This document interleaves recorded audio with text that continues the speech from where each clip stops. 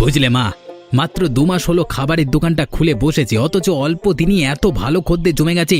সবার মুখে আমার দোকানে খাবারের প্রশংসা। যাক বাবা, শুনে খুশি হলাম।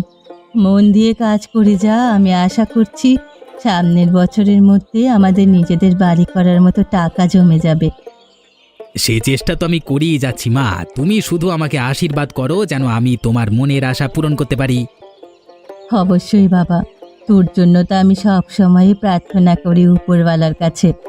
আমার ভাগ্য ভালো, তুই তোর বাবার মতো হোসনি। সারা জীবন আলসেমি করে জীবনে কোনো কিছুই তিনি লাভ করতে পারেননি। বাবার কথা আমি কি আর বলবো মা, সারা জীবন শুধু শুয়ে বসে খেয়েছে আর সময় নষ্ট করেছে, কাজের কাজ কিছুই করতে পারেনি। বাবার অলস স্বভাবের কারণেই তো আজকে আমাদের এই দুর্দশা। যাকে সকাল সকাল সেসব কথা বলে আর মন খারাপ করতে চাই না। তোর ব্যবসাটা ভালো মতো চলছে, সেটা শুনেই আমার ভালো লাগছে। হ্যাঁ, যে কামাই করেছে যে সেটা ধরে রাখতে পারলি হলো। তাড়াতাড়ি আমার জল খাবারটা দাও, আমি খেয়েই দোকানের জন্য বেরোবো। তুই আর 5 মিনিট অপেক্ষা কর, আমি এখনই তোর জন্য জল খাবার নিয়ে আসছি। তাড়াতাড়ি করো, আমার হাতে সময় নেই। ভালো হলো তুমি এসে গেছো। তুমি হাত মুখ ধুয়ে বসো, আমি এক্ষুনি চিন্টুকে খাইয়ে তোমার খাবার নিয়ে আসছি। থাক, তোমার এসব নিয়ে ব্যস্ত হতে হবে না। আমি খাওয়া দাওয়া করব না, আমার কিছুই ভালো লাগছে না। সে আবার কেমন কথা? তুমি তো সকালবেলাও কিছু না খেয়ে বেরিয়ে গিয়েছিলে, এখনো বলছো কিছু খাবে না। না খেয়ে কি শরীরের অবস্থা করেছে দেখেছো? মনে যখন অশান্তি থাকে তখন খাওয়া দাওয়া কোনো কিছুই ভালো লাগে না। তুমি চিন্টুকে খাইয়ে নিজেও খেয়ে নাও, আমি গিয়ে কিছুক্ষণ ঘুমিয়ে থাকি। আজ কদিন ধরে দেখছি নাওয়া খাওয়া সব ভুলে তুমি কেমন মন মরা হয়ে থাকো। সারাদিন শুধু দুশ্চিন্তা করো। কি হয়েছে আমায় না বললে আমি কি করে বুঝবো বলো তো? সব কথা তোমায় বলি আমি কিভাবে? তুমি তো কোনো কিছু সমাধান করতে পারবে না, তাই না? তাই অযথা তোমায় আমি চিন্তায় ফেলতে চাই না। তোমার মনে যদি কোনো কারণে অশান্তি থাকে তাহলে সে বিষয়ে তুমি আমার সঙ্গে কথা বলো না, তাহলে দেখবে মনটাও হালকা হবে। এতদিন তো শুধু অভাব চলছিল, কিন্তু এখন মনে হয় না খেয়েই মরা লাগবে। এভাবে কেন বলছো গো? এতদিন বনে কাঠ কেটে কোনো মতে পেট চালিয়েছি, কিন্তু এখন গাছের দামও বেড়ে গেছে। এই দুঃসময়ে গাছের দাম বাড়িয়ে এমন অন্যায় করছে কেন? তুমি না হয় একবার দেবেন্দ্রবাবুর সঙ্গে কথা বলে দেখো। তিনি কিছু কাজে গ্রামের বাইরে গেছেন, কদিন পরে ফিরবেন। দেখি তার সঙ্গে কথা বলে যদি কোনো সমাধান করা যায়। কেমন আছেন কাকিমা? আমি তো ভালোই আছি। তুই আবার এই অসময়ে আমাদের বাড়িতে কি করছিস? একটা ছোট সাহায্যের জন্য এসেছিলাম কাকিমা। আমি জানতাম ঠিক এমন কিছু একটাই তুই আমাকে বলবি। কি সাহায্য চাই আবার তোর? বলছি কাকিমা, কিছু মনে করো না। আসলে তুমি তো জানো আমাদের সংসারের অবস্থা কেমন চলছে।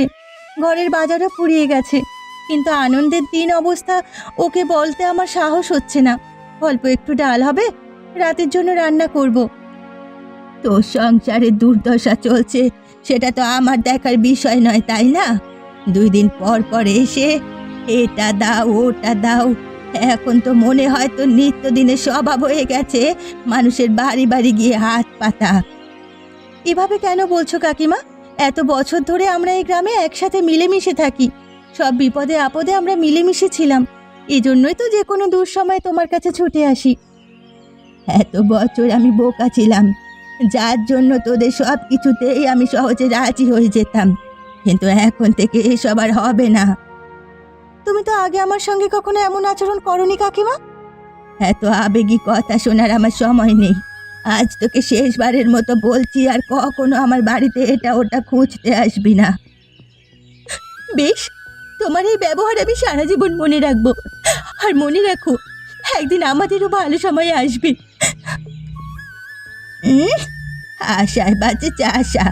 তোর ওই অপর মাসে গিয়ে বল ঠিকঠাক মতো কাজ করতে, তারপর বড় বড় স্বপ্ন দেখিস।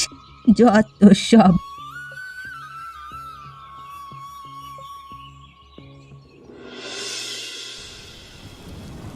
আরে আনন্দ, এই ঝড় বৃষ্টির মধ্যে এত জোরে তোড়জোড় করে কোথা থেকে আসা হচ্ছে? নদীর ওপারে জঙ্গলের ধারে গিয়েছিলাম কিছু গাছ দেখবার জন্য। ফেরবার পথে হঠাৎ শুরু হলো ঝড় বৃষ্টি। বহুদিন হলো তোমার সঙ্গে দেখা হয়নি। কলকাতা গিয়েছিলাম কিছু জরুরি কাজে, মাত্র গতকাল ফিরলাম। আপনি যে গ্রামে ফিরেছেন সে খবর আমি জানতাম না। যদি জানতাম তাহলে আপনার বাড়িতে যেতাম। ভালো করে এখনই আপনার সঙ্গে দেখা হয়ে গেল। কি হয়েছে? আমার সঙ্গে কোনো জরুরি দরকার নাকি? আসলে দেবেন্দ্রবাবু, আপনি তো আমার অবস্থা জানেন। নুন আনতে পান্তা ফোরানোর মতো অবস্থা। এর মধ্যে আবার গাছের দাম দিন দিন যা বাড়ছে, আর কদিন পরে হয়তো আমাদের মতো মানুষদের না খেয়ে মরতে হবে। এ ব্যাপারে শুধু তুমি নয়, আরও অনেকজন আমার সঙ্গে কথা বলেছে। কিন্তু কি আর করব বলো, আমি তো আর একাই কাজ ব্যবসায়ী নই, আরও 10 জনের সঙ্গে মিলে আমার কাজ করতে হয়। কিন্তু তাদের সবার মধ্যে আপনি সবচেয়ে অভিজ্ঞ এবং বয়সেও বড়। আপনি যদি একদিন সবার সঙ্গে মিলে আলোচনায় বসেন তাহলে হয়তো আপনার কথা তারা মানবে। এতদিন ধরে কলকাতায় থাকবার কারণে আমি এই সুযোগই পাইনি সবার সঙ্গে কথা বলবার। কিন্তু এখন যেহেতু তোমরা একজন মিলে এতজন মিলে বলছো, তাহলে আমি একদিন সময় সুযোগ করে বৈঠকে বসবো। খুব ধন্যবাদ, খুব ধন্যবাদ বিষয়টিকে বিবেচনা করে নেওয়ার জন্য। আপনার উপর আমাদের আস্থা আছে। চিন্তা বাদ দিয়ে বৃষ্টি উপভোগ করো আর চা খাও। বাগির আমি দেখছি, বহুদিন পর বৃষ্টি হলো। এত রাতে এভাবে বাড়ির সামনে বসে আছো কেন? চিন্টু কোথায়? কিন্তু অনেক আগেই ঘুমিয়ে গেছে। ঘরে বাজার কিছু নেই, কিছুই রান্না করতে পারিনি। ছেলেটা আমার শুকনো মুড়ি আর জল খেয়ে ঘুমিয়েছে। সে কি, ঘরে যে বাজার নেই সে কথা তুমি আমাকে সকালবেলায় বললে কেন? তাহলে আমি কিছু একটা নিয়ে আসতাম। তোমার যা অবস্থা, আমার ইচ্ছে করেনি তোমাকে অযথা বাজারের কথা বলে চিন্তায় ফেলতে। ভেবেছিলাম আজ কোনো মতে সরলা কাকিমার বাড়ি থেকে কিছু একটা এনে রান্না করে ফেলবো। তাহলে সেটাই করতে। কাকিমা তো আমাদের নিজেরই মানুষ, তার বাড়িতে গিয়ে চাল ডাল কিছু একটা নিয়ে আসতে।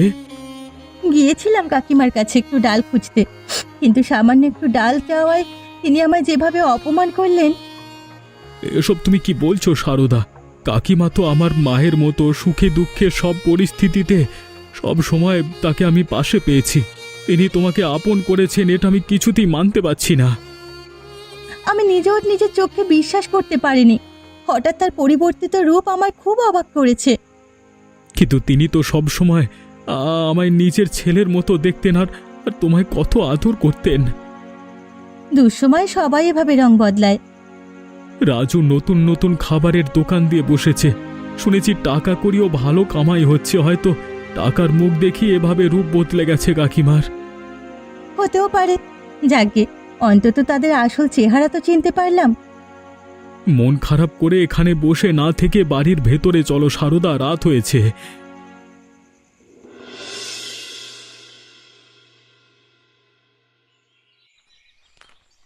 বাহ, এখনই ভাবছিলাম তোমার বাড়িতে যাব আর তোমার সঙ্গে দেখা হয়ে গেল। পাশের বাড়ির কমলাকান্ত বাবুর সঙ্গে একটু দেখা করতে যাচ্ছিলাম গাছের ব্যাপারে কথা বলবার জন্য। তোমার জন্য খুবই গুরুত্বপূর্ণ সংবাদ নিয়ে আসছিলাম। তোমাদের সবার অনুরোধ রাখবার জন্য আমি গতকাল বৈঠকে বসেছিলাম ব্যবসায়ীদের সঙ্গে। কোনো সমাধান বের করতে পারবেন বৈঠকে? যেহেতু আমি এখানে সবার মধ্যে বয়সে বড়, সুতরাং আমার কথার অবশ্যই মূল্য আছে। অন্যান্য ব্যবসায়ীরা আমার কথা শুনে বলেছেন তারা এ বিষয়ে বিবেচনা করে দেখবেন এবং যথাসম্ভব গাছের দাম কমানোর চেষ্টা করবেন। আমি জানতাম আপনি চাইলেই এটা সম্ভব। শুনে খুব খুশি হলাম আর চিন্তামুক্ত হলাম। গাছের দাম তো কমে আসবে, কিন্তু বেচা বিক্রিরও তো একটা ব্যাপার স্যাপার আছে। সামান্য কাঠুরিয়ার কাজ করে আর কতদিন যাবে তোমার? আমি মূর্খ মানুষ, পড়াশোনাও ঠিকমতো করিনি। এ সামান্য কাঠুরিয়ার কাজ ছাড়া আমি আর কি করতে পারি বলুন বাবু? সবচেয়ে বুদ্ধিমানের কাজ হলো কোনো একটা ব্যবসা ধরে ফেলা। তোমাদের পাশের বাড়ি রাজু কি দেখো না, খাবারের দোকান দিয়ে অল্প দিনে কেমন নাম কামিয়ে ফেলেছে। কিন্তু ব্যবসা শুরু করবার জন্য অনেক টাকার প্রয়োজন, আর আমার কাছে তো টাকা নেই। টাকা নিয়ে কোনো চিন্তা করছো কেন? যদি কোনো ভালো ব্যবসার পরিকল্পনা থাকে তাহলে আমাকে জানিও। টাকা পয়সার ব্যাপারে সাহায্য করবার জন্য আমি তো আছি। আপনি যেহেতু বলছেন, তাহলে আমি এ ব্যাপারে একটু চিন্তা ভাবনা করে তারপর আপনাকে জানাবো। বেশ বেশ, এখন তাহলে আমি আমার বাড়িতে যাই, শরীরটাও ভালো লাগছে না।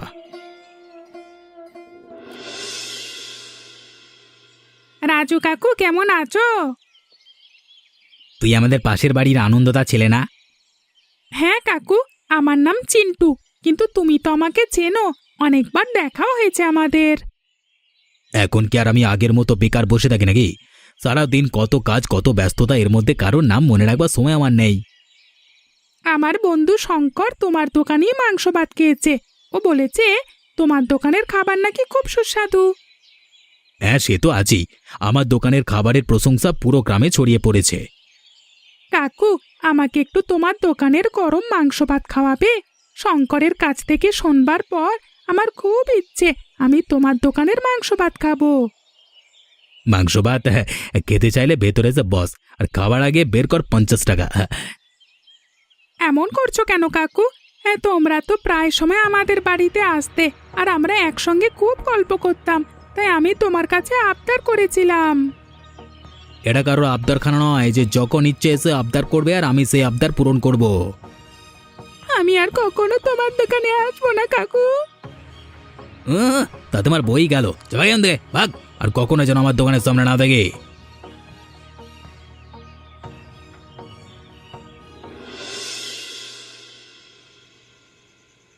এ কি চিন্টু, এই সন্ধ্যাবেলায় তুই কোথা থেকে ফিরছিস আর এভাবে কাঁদছিস কেন? বাবা, তুই অমন করে কাঁদছিস কেন? কেউ কি তোকে কিছু বলেছে? কান্না থামা আর আমাকে বল, তোর কি হয়েছে? কে তোকে কাঁদিয়েছে?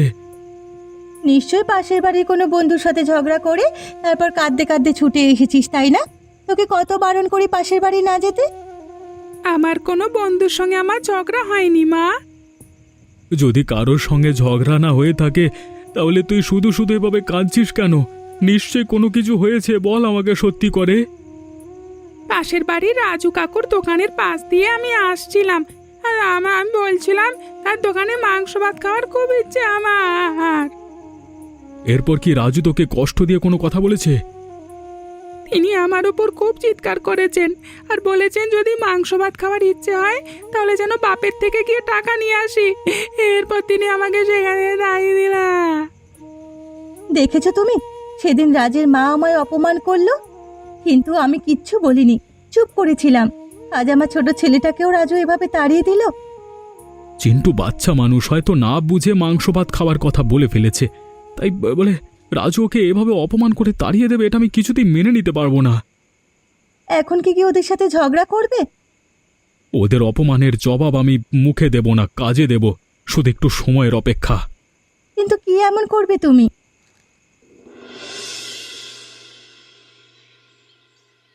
সকাল সকাল কিছু না খেয়ে কোথায় বেরিয়ে গিয়েছিলে, আর এখন ওটা কি নিয়ে এসেছো? গতকাল নদীর ওপারে কাঠ বেচে বেশ কিছু টাকা আয় হয়েছিল, তাই ভাবলাম ছেলের জন্য একটু মাংস নিয়ে আসি। তুমি পারো, এসবের কি দরকার ছিল? হাতে কটা টাকা আসলে কিভাবে ওড়াবে শুধু সেই চিন্তায় থাকো।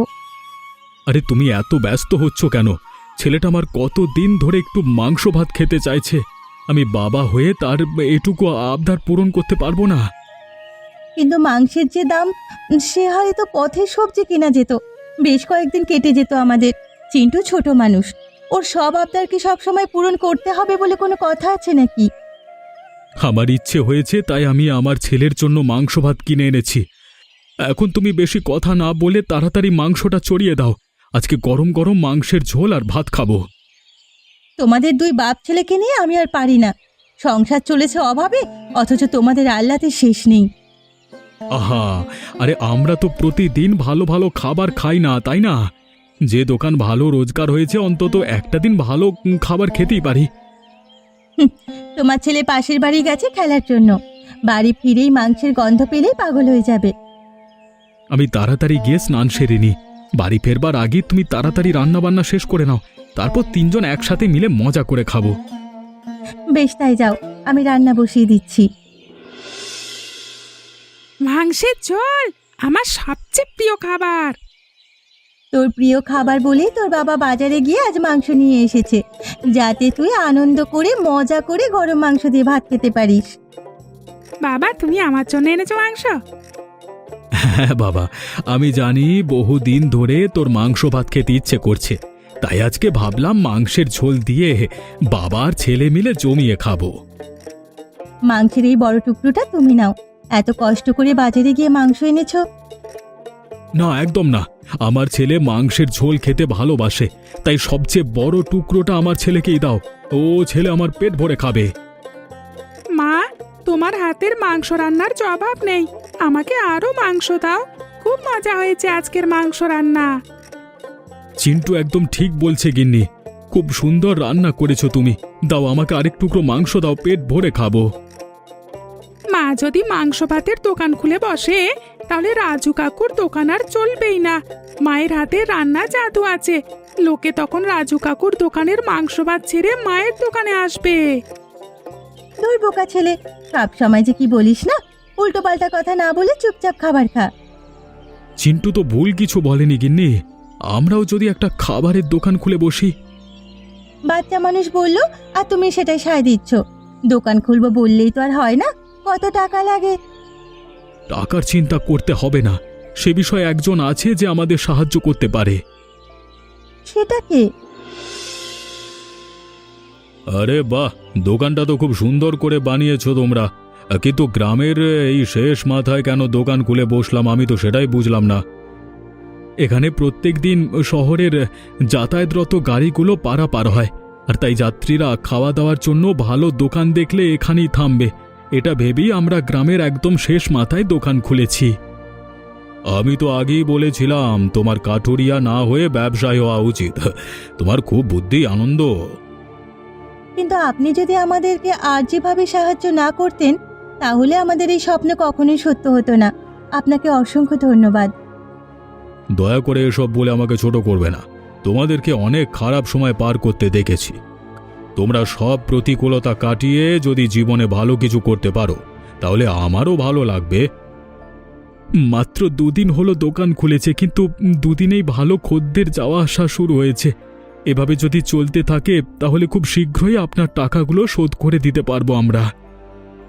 টাকার হিসেব নিকেশ পরে হবে, আপাতত ব্যবসায় ভালোভাবে মনোযোগ দাও।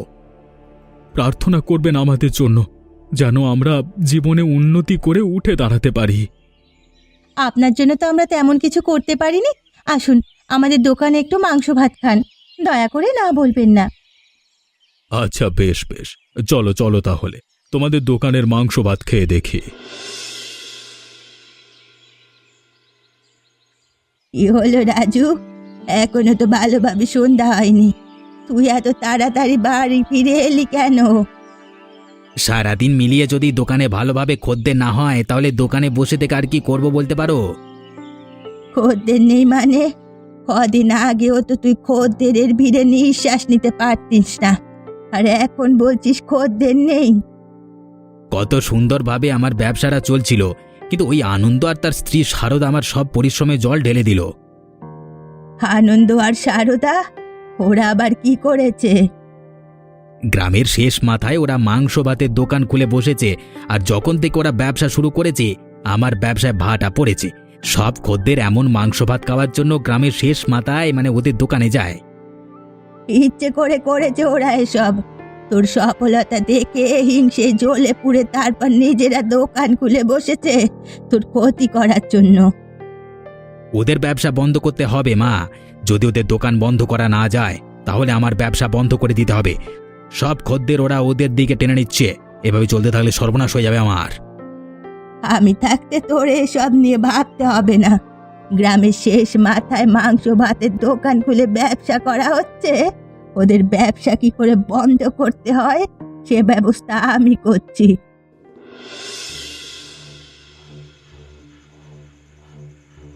তোরা তো আমরা এখানে কি করছি মা? তুমি কি পরিকল্পনা করেছো আমাকে সরাসরি বলছো না কেন? বুঝবো কি করে? যেই দোকানের কারণে তোর ব্যবসায় ভাটা পড়েছে সে দোকান আমি থাকতে দেব না, এই দোকান ভেঙে গুড়িয়ে দেব। এভাবে দোকান ভেঙে গুঁড়িয়ে দেওয়াটা কি কোনো সমাধান হলো? তোর দোকান যদি রক্ষা করতে হয় তাহলে এই দোকানটাকে শেষ করতেই হবে। আমার খুব ভয় করছে মা, যদি কেউ দেখে ফেলে। এত রাতে শুনশান রাস্তায় কে আসতে যাবে শুনি? আমরা এখানে আসায় তোমাদের কুৎসিত পরিকল্পনা ভেস্তে গেল, তাই না? না আসলে আপনারা ভুল ভাবছেন, মানে ভুল কি সব উল্টোপাল্টা। 2 দিন আগে সন্ধেবেলায় আমি রাজুর বাড়িতে গিয়েছিলাম, কিন্তু তখন তোমরা আনন্দের দোকানের সফলতা নিয়ে হিংসায় জ্বলছিলে। আর তোমাদের মধ্যে যে কথা হয় সেই সব কিছু আমি দরজায় দাঁড়িয়ে শুনে ফেলি। ওপরওয়ালা কখন কাকে কিভাবে মাধ্যম হিসেবে পাঠায় কেউ বলতে পারে না। আমাদের ভাগ্য ভালো, সেদিন দেবেন্দ্রবাবু ঠিক সময় তোমার বাড়ির সামনে গেছিলেন। যদি দেবেন্দ্রবাবু আশ্চর্যজনকভাবে সেদিন ঠিক সেই সময় সেখানে না যেতেন, তাহলে তোমাদের সব পরিকল্পনা শুনে ফেলতেন না, আর তাহলে হয়তো আজ আমাদের দোকান আমরা হারিয়ে ফেলতাম। আমাদের যখন যেভাবে পেরেছো অপমান করেছো টাকার অহংকারে, কিন্তু আমরা কিছু বলিনি। তবু কেন তোমরা আমাদের পেছনে পড়ে আছো? তোমাদের সঙ্গে তো আমাদের ভ্রাতৃত্বের সম্পর্ক ছিল।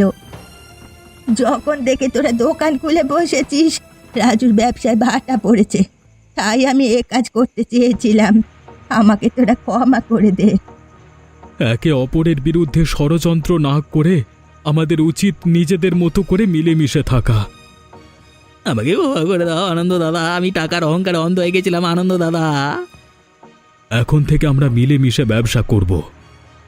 তোমরা তোমাদের দোকানে মাংসের ঝোল আর নিরামিষ পদের খাবার বেচবে, আর আমরা আমাদের দোকানে গরম ভাত আর মাংস বেচবো। তাহলে খদ্দেররা দুই দোকানেই যাবে।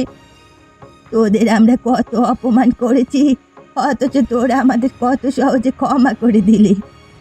প্রতিশোধ নয় কাকিমা, আমার ছিল তাই হলো মানুষের মহৎ গুণ। এমনই মজার মজার সব গল্প দেখতে আমাদের চ্যানেলটিকে সাবস্ক্রাইব করতে ভুলবেন না। ধন্যবাদ।